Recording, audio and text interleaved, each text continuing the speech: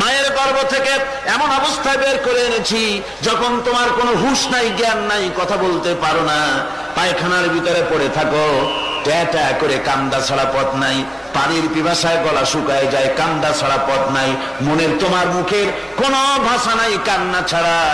আমি তোমার এমন আল্লাহ, আমি তোমার এমন স্রষ্টা, আমি তোমার এমন রব। তোমার ভাষা নাই বলে মায়ের কলিজার ভেতরে আমি তোমার প্রতি এক দুর্বিনীত মহব্বত পয়দা করে দিয়েছি। তোমার কান্না তোমার মায়ের বুকের মধ্যে শেল বিঁধে যায়। তুমি যখন কাঁদো, কান্নার আওয়াজ যখন মায়ের কানে চলে যায়, হাজারো কাজ ফেলে মা দৌড়াইয়া বাচ্চারে করে না। কি খাবে কেউ তৈরি করে না।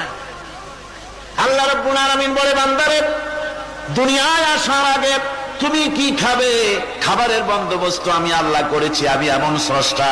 তুমি দুনিয়া আসার 6 মাস আগে তোমার মায়ের বুকের ওপরে তোমার খাদ্য গরম করে আমি আল্লাহ রিজার্ভ করে রেখে দিয়েছি।